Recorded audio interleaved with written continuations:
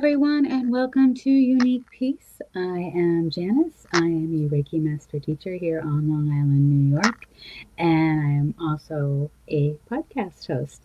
Today, I am joined by the wonderful Paula Vail. Paula Vail is the founder of Wellness Inspired Publishing, as well as Wellness Inspired. She is the TV and radio host for the show Elevating Your Life with Paula Vail. Paula Vail, Paula has also authored Why Am I So Happy and co-authored America's Leading Ladies Who Positively Impact Our World. She is a Reiki Master Teacher, an inspirational speaker, and a former restaurateur. So join me in welcoming Paula to the show. Welcome, Paula. Hi, hello. I am just so honored to be on your show, my dear. How are you today? Doing good, thank you. Doing great.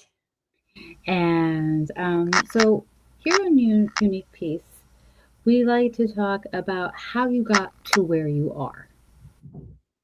Oh boy. Yep. Okay. There's yeah. Let me start at the very, very beginning. I was a premature baby. I weighed less than 3 pounds. My parents were told by the doctor, don't expect her to survive the night. Oh, And I'm here. And so that kind of gave me an attitude in life. I'm grateful to be here and I'm going to be a positive energy in the world. I mean, it just really did a lot. Um, I was a long time restaurateur. I started working in a restaurant in college and then managed it and then bought it. I just loved it. And then later, after I sold my restaurant and during my restaurant, I became a Reiki Master Teacher to help my sweet dog that was very ill. Someone said you should learn Reiki. I had her 2 more years. She was 16. She'd had a tumor removed. She could hardly walk. I learned Reiki and it helped her so much. I had her 2 more years and I fell in love with Reiki. It is beyond words wonderful. I have taught classes in the US. I've taught classes in other countries. My favorite place to do Reiki is in Sedona, Arizona, but I just love it. And it has been life-changing for me. I love it. And then it was after I sold my restaurant, I was contacted by a radio network. And they said, would you like to do a show about Reiki? And I was like, oh my gosh, oh my gosh. And so I started doing that and I loved it. And then I later kind of moved the show to be more, more different topics. And I've been doing with KMET, where it's on AM radio and TV. I've been with them 9 years now. And I love it. I just, get to meet wonderful people and be an inspiration and sharing information. So that has really been amazing for me. And I just love it, interviewing people around the world. And it was so funny when I first was going to start doing the show. I wanted to end the show with love, hugs, and blessings. And I thought, everybody's going to think I'm a weirdo if I tell them I love them. And then after about a month, I said, you know what? I don't care. I have to be me. absolutely. That's what I do. And it was about 5 years ago. I had all my life since high school in my English class said, someday I'm going to write a book. And I had done, co-authored, but then that's when I said, okay, I'm going to write my book. And I wrote my book called Why Am I So Happy? And it has received awards around the world from the Global Book Association in the US. It's been featured in Times Square. It just received a gold award at the book fair in Berlin. and I never dreamed any of that would happen. And in the book, it's a lot of my personal challenges Yes, I've that read. I've gone through in my life.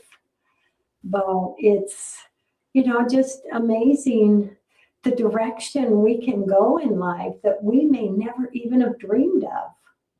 Yeah, I didn't know I'd be a restaurant owner, but I actually loved it. And it made me realize I have a server's heart. I loved it.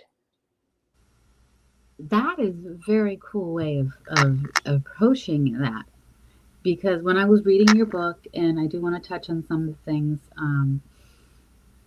having a server's heart and then going into Reiki, Hmm. that we, Yes. I mean, as we are here to serve, and sometimes we could get annoyed with that because we want to be served too. We want that reciprocity.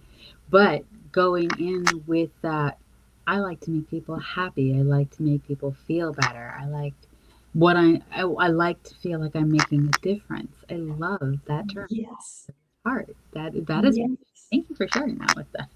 And with that caring and loving to do that for others, I mean, we gain from that too. That is so beautiful. And what I've seen over the years with Reiki is so wonderful. But it's a beautiful thing for us to have a server's heart and to, serve, not asking anything in return, just the joy and what it feels to serve others. It's a beautiful gift for those that receive and for the So, giver, I believe. exact. I agree wholeheartedly. Reiki is, for me, it was a lifesaver in many ways, and I am so blessed to be able to share that with others in many of the same anything that I've overcome. I'm glad that I can use that gift to help others. Yes. And isn't it amazing how Reiki, it's also very scientifically based, Yeah, you know? It's our energy field, and our energy field tells our DNA what to do. yeah, And there has been so much proven scientifically, so it's not something that's woo-woo, it's a for real. And there are studies that have been done. And it's amazing. When I first learned Reiki, I read how great it is for plants, and I've never been real good with plants. So I'm making the plants in my living room. Oh my gosh, they were just Mhm. going all over. It is the truth. I mean, you can send Reiki to people distantly. You can Reiki your food. It's much like prayer, blessing the food and nourishing it. I haven't Reiki any of my plants, and I'm like you. I have a little bit of a challenge with keeping indoor plants alive. I always joke with my mom. If it's outside, they have a fighting chance with the Yeah. rain. Oh, we're a lot alike, my energy sister. Yeah. Oh, Um, so in your book, I want to, there's some difficult moments, and I want to touch on them before we define peace, because I'm sure that along the way, these moments have helped define how you define peace and how you find it and bring it to others. You had a rough patch with your husband and ended up having to leave him. mhm. And that all while owning a business and running a business. Yeah. That has got to be an extreme challenge, as you noted in your book. Um, what gave you the courage to do that? Was that in the midst of learning how to be a Reiki master, or was that what led to? Um, that was before I'd learned Reiki. And if only I had known Reiki then. I've always wished I had known it then. Life was great. He loved his job. I loved my work at the restaurant. We had just bought a new home, and he had Crohn's disease, and it got very painful. He had a surgery. They took out like a foot of his intestines. He got addicted to the pain pills and then added vodka, got depressed, and got dangerous. And I had to leave to protect my kids. Absolutely. That is. And then sadly, he passed away at the age of around 34. Yeah. Oh, that's so young. But life can turn on us. It can be one thing one moment and just a completely different thing one moment. Yeah. And you also in your book talk about you had a lot of pivots in life. Mm-hmm. So kind of walk us through some of those major pivots that have, led you to be so happy. Yeah. Well, I was in junior high. I was bullied a lot. I was made fun of. Sometimes notes were put on my back. In the 8th grade, I was so shy, I didn't even take my coat off at school. And had just a lot of trauma from that. And I had a dear aunt and uncle, and I would spend summers with them, holidays, and I adored them so much. And my uncle helped me get through that, was always there for counsel. And one day I said, you know what? Like me or not, I'm going to be Paula. And that literally set me free. It was like, I'm just going to be me, and I'm going to be happy. And, I'm going to be grateful for my good friends. And, it really taught me a lot. I'm just going to be me. And it was pretty interesting. Years later at a high school reunion, I had a gentleman come up to me and say, Paula, I just want to say I'm sorry I bullied you in school. And I said to him, I asked a question I had wanted to ask my whole life. Why? Why did you bully me? And he said, because you were shy, you were nice, and it was easy. And I was the one that had problems. And it was great to get that answer. So, that just really changed me to just say, I'm just going to be me,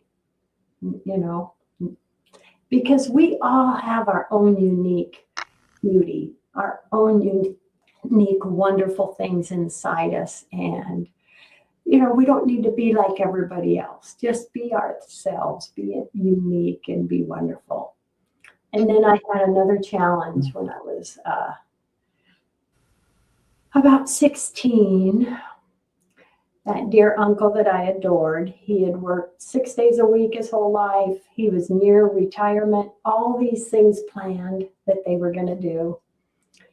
And then about 4 or 5 months before he was going to retire, brain cancer.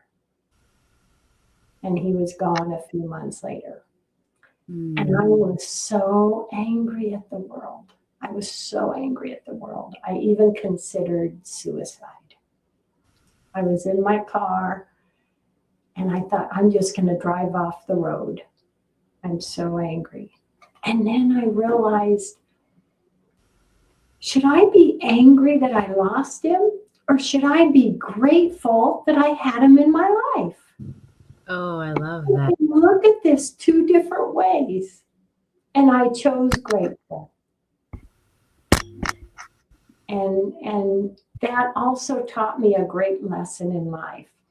We can base our happiness and our joys on when I get this, when I accomplish this, when this happens, I'm going to be happy. Right. Be happy in the moment. And you know what, with life, yes, plan ahead, think of the future, do what you want to do to set that up, but also cherish today and enjoy today, because tomorrow is not guaranteed.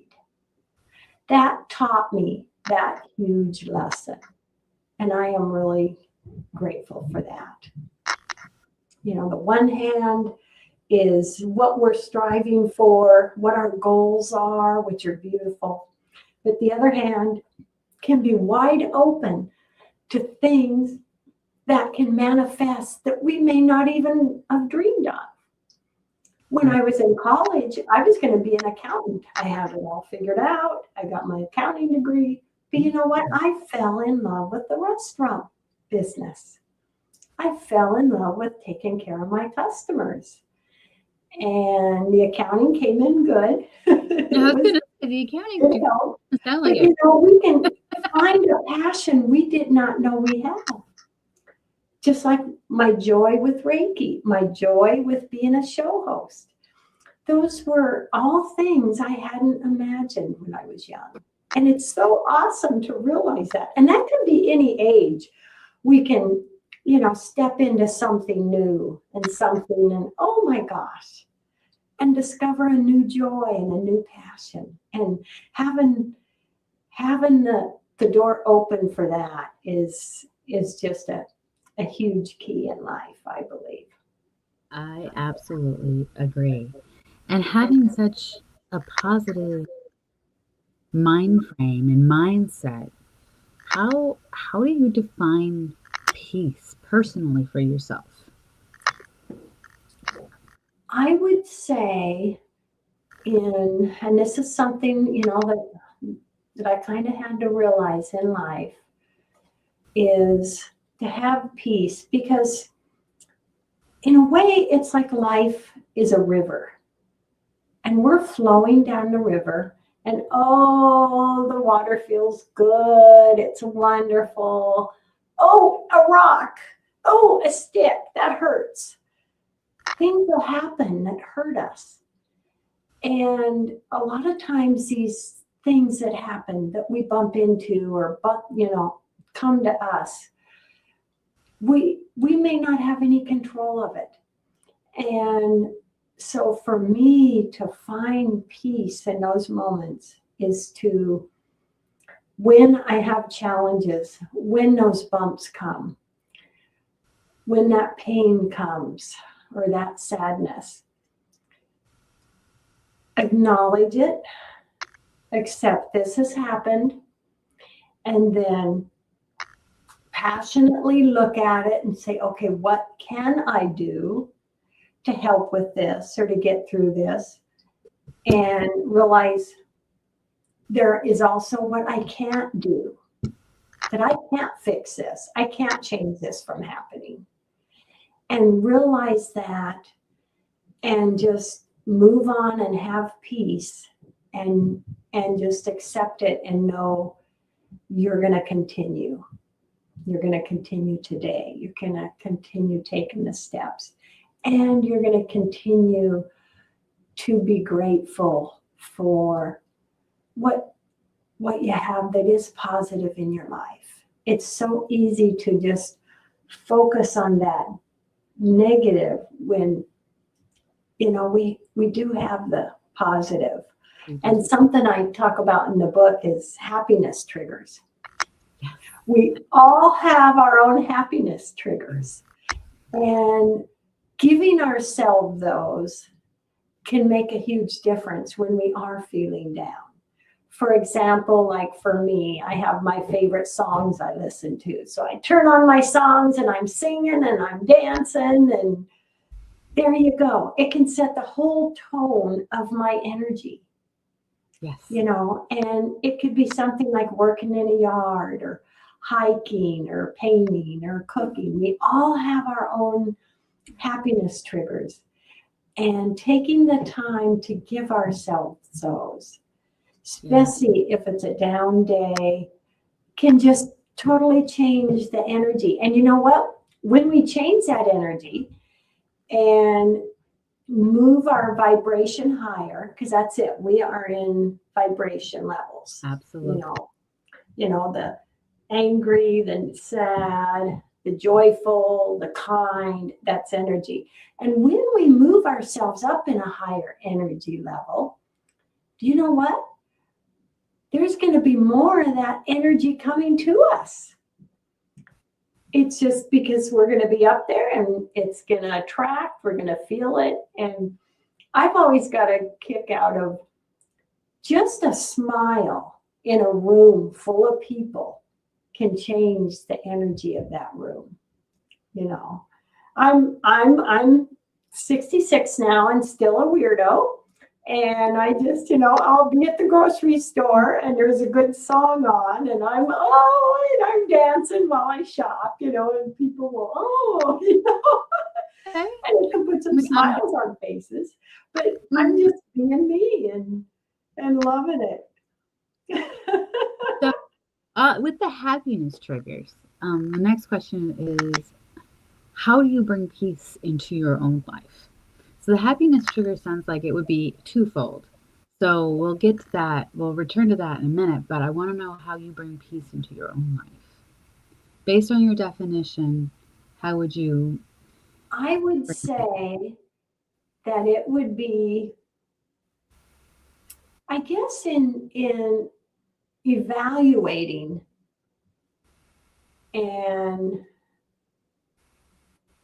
doing what I can to affect or make a difference in things and accepting what I can't. That brings me peace.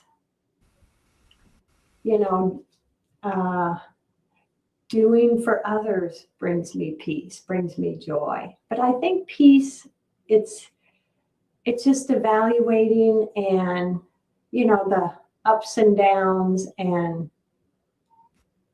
doing what I can to make a difference and accepting what I can't make a difference in. And I think that brings me peace.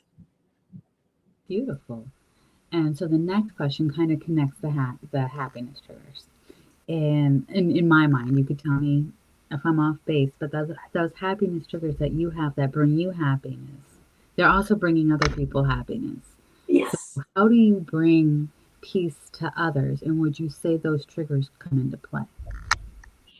Oh, that's a great question. How would I bring peace to others with that? I would say in sharing the words or feelings for them, such as caring, physically maybe sharing a hug, but giving others some positivity, caring, kindness, and I guess maybe even helping them realize their beauty and their goodness and what they have in them, and that I see that in there, that I value them. And I think something like that, because I think sometimes a person can have so much going on and then just like, oh no. And it could make a world of difference to know I'm cared about and I'm valued and I'm going to get through this. So I would say that might be it. And so I also like to ask, what's in your toolbox? So I'm going to give you a couple of examples because I think that you do have grandchildren. So if you're like one of your grandchildren is down or they're fighting or it's just too tense right now, how would you bring peace to that situation and help teach them how to bring peace to themselves? I would say let them know they can talk to me. They can tell me how they feel. And I can let them know, make sure they know how much I love and value them. And just give them the outlet of being able to share how they feel and what they're looking for or needs are, and just giving them positive, caring love. And a fun thing that recently happened with my granddaughter. I was visiting and we were at the grocery store and I started dancing. And guess what? She started dancing. Why not? So I have been an influence on her. That made my day. Oh my gosh. But just being there and know that they are loved unconditionally. And none of us are perfect. And they don't have to try to strive to be perfect. Just be themselves. Yeah. That is a big thing nowadays. That whole perfectionism in striving for perfection, and it's just not possible. There is no such thing. Yes. It's an illusion. Yeah. Is that And with striving for it and not getting it, it's just, yeah, it'll just beat us up. absolutely, absolutely. And the second example or scenario would be taking it back to the restaurant. Because restaurants, I mean, my mom has worked in the bar and restaurant industry a good chunk of my life. She doesn't anymore. Now she drives a school bus. Oh, how fun.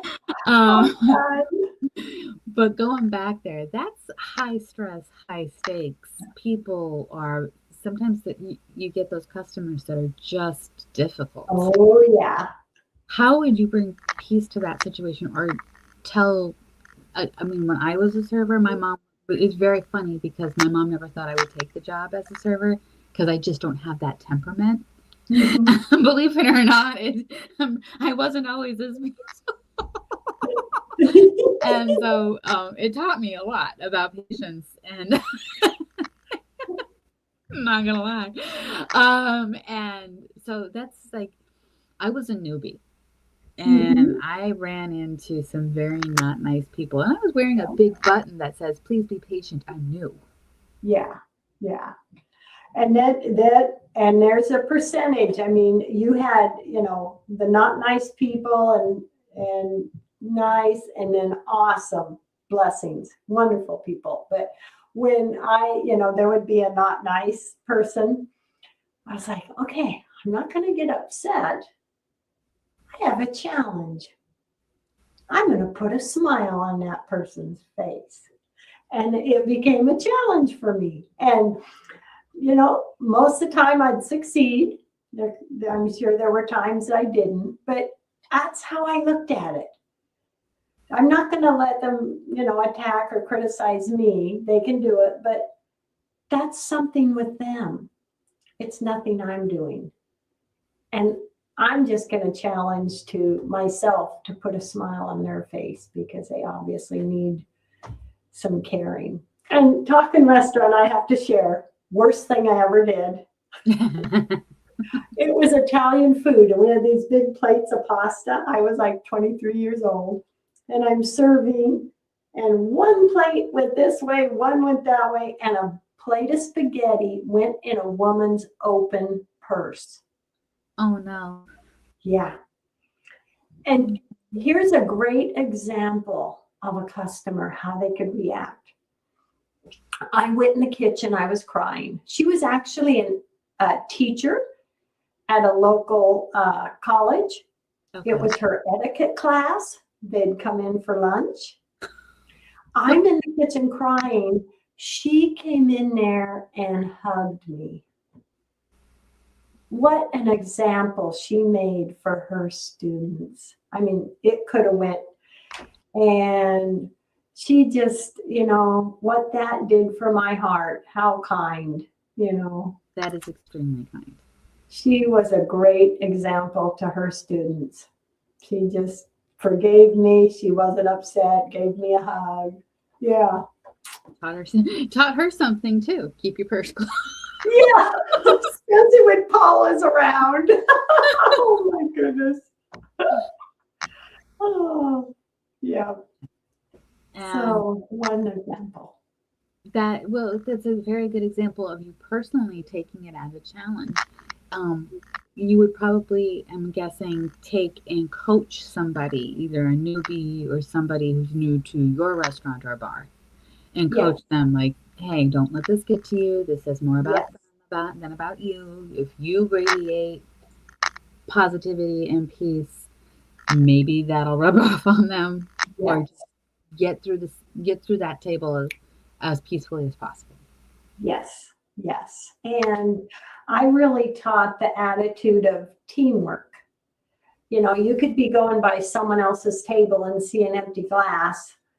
You can stop and fill that glass, give that customer some water, because we're a team. And next week, that customer may be your customer.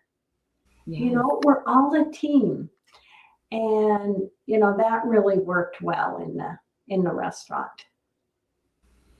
What are some of the biggest things being peaceful has taught you? Are there any scenarios or situations you've been in where you're like, oh, that could have went sideways if I hadn't found a way to bring peace into the situation? Um, you mean in the restaurant In or, general, in your life in general. oh, well,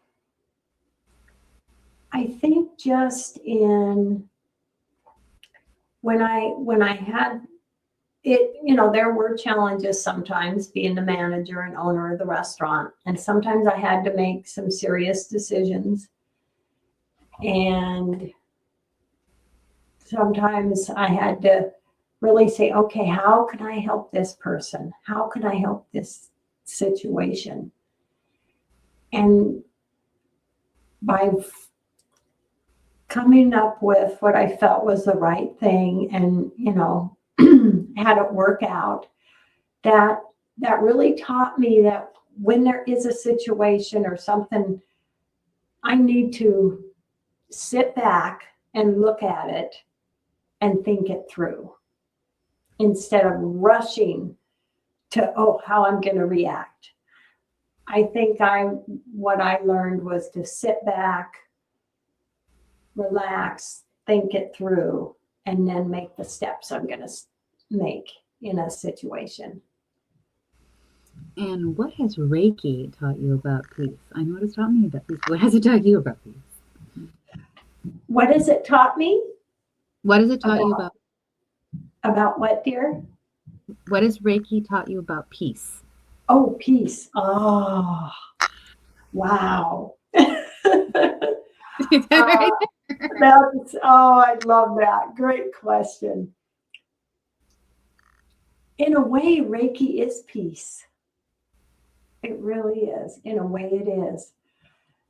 When we activate our Reiki, surround ourselves in a Reiki bubble, share Reiki, it brings peace. It brings calm. It brings caring. And what I've loved is also giving Reiki to animals, what it does for animals. But yeah, Reiki, it really is peace. It is love. And I was in Africa once and I gave Reiki to a giraffe out in the park. And he was following me around. It was really amazing. We had stopped. Animals love it. Growing up in Centralia, Washington, we had a lot of deer on the property. And one time when I first learned Reiki, I was giving Reiki out uh, to a deer that was laying down in the yard, and he just laid down. Yes, And please. he was yeah, but Reiki is, and I just, you know, to anyone out there listening, if you're not familiar with Reiki or never tried it, I really highly recommend it. It's life changing. It really is. Yes. And it's something that we can all experience. We could all learn if we want to. It is so life changing. I'm so grateful to have had that come into my life. It is. 26 years now. Yeah. Nice. Love that. Love it, love it, love it. Is there anything you would like, anything else, any other thoughts on peace that you would like to share with us today? I guess I would say peace isn't something that any of us can't have. It is there. And it's not outside us.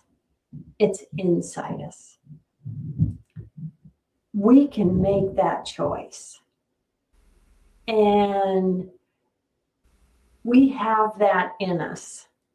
And it can be from thinking about what you value in yourself. Be grateful for yourself. I've always been huge on gratitude. I start every morning with thinking of something I'm grateful for. It can be something as simple as you have food in the refrigerator. Not everyone has that.